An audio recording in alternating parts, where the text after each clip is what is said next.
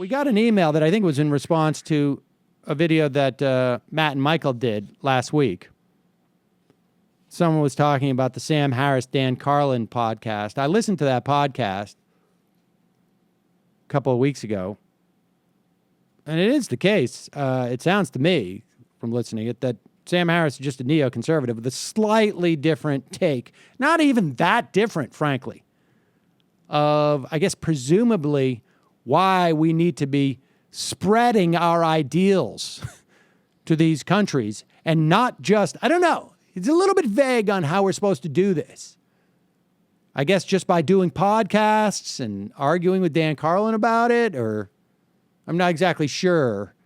His agenda is a little bit cagey. He's trying to be, because I think he knows that I don't want to sound too much like Wolfowitz. I got to hold some back. But this guy who writes apparently complains again about a straw man. And here's the thing. You know, Sam Harris hides behind this notion of like, I just think it's a bad idea. And I'm not even quite sure what it is that's a bad idea. I mean, when I listen to Dan Carlin, Sam Harris made a point of saying like, no, of course, not all Muslims are interested in extremism and violence. That's a pretty safe bet because, I mean, if that was the case, I don't even know that we'd be able to do this show. I mean, there are 1.6 billion, give or take a couple, 10 a million or so. Every time you went into any number of stores in New York or got in a car or went to a law firm. Or be in my home. Or be in your home. Yeah, right. I think so. So I think it's pretty safe to say. That's a fairly obvious statement to say.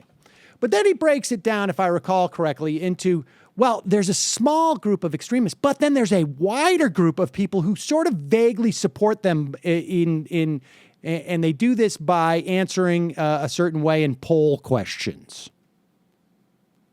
Okay? And that is evidence of, I guess, in his mind, that Islam is bad, but not just bad, but dangerous. And not just dangerous, but necessary to stop in some magical way that I guess involves criticizing the Quran and then maybe having to involve weapons.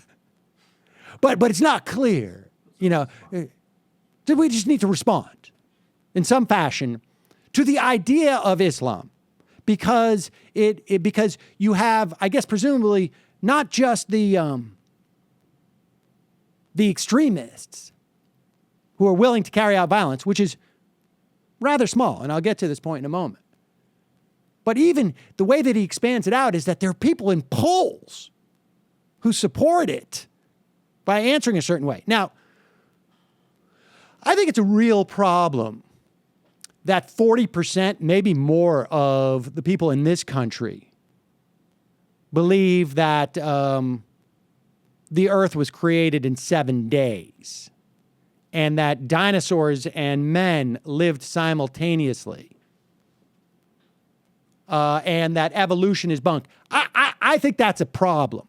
I'm not prepared to pick up weapons, and I'm not prepared to say that the Bible is an incredibly destructive document that is actually getting its adherents, 40% of the country at least, to pursue an ideology that basically says we're not going to have climate change because God wouldn't allow it, or if he did, he'd fix it. And I do mean he, right?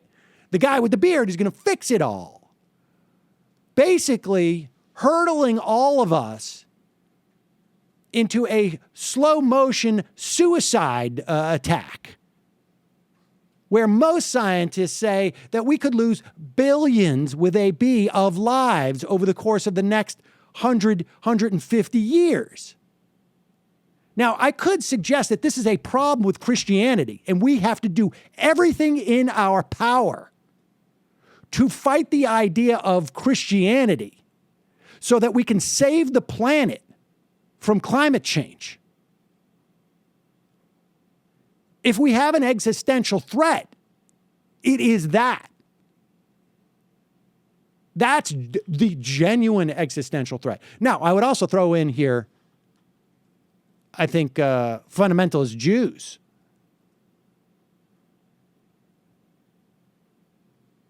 Because they also, I think, believe in that creation story. Now, I could say that, or we could just say, like, well, all right, let's just leave that aside, because that's not a direct threat. That doesn't involve weapons. That doesn't involve nuclear weapons or shooting people or terrorism. Answer me this. How many democratically elected leaders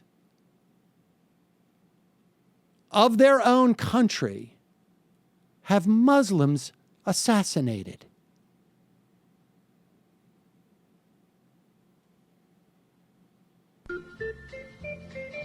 Well, I'm asking the question of no one, so no one can answer that. But I can answer it in terms of Jews. One. In fact, there is a 1-to-1 ratio between how many countries that are predominantly Jewish and have had a democratically elected leader assassinated by a Jew. You want to talk about extremism? I mean, look at the extremism we saw this weekend. What percentage of Jews are extremists? What percentage of them have committed terror attacks, if we're going to be at this narrow definition of terrorism? It seems to me when you're talking about, what, now 13 million, 12 million Jews? Well, I had the numbers around here somewhere. 100 of them, 200 of them? How does that jibe with, let's say, 5,000 versus 1.6 billion? I mean, if we're going to do it during, as a measure of per capita, right? I mean, so all of this stuff, it's perfectly fine to criticize extremist religions or fanatics or violent extremists. And in some instances, I imagine it's perfectly, depending on where you're situated, it's perfectly fine to fight them.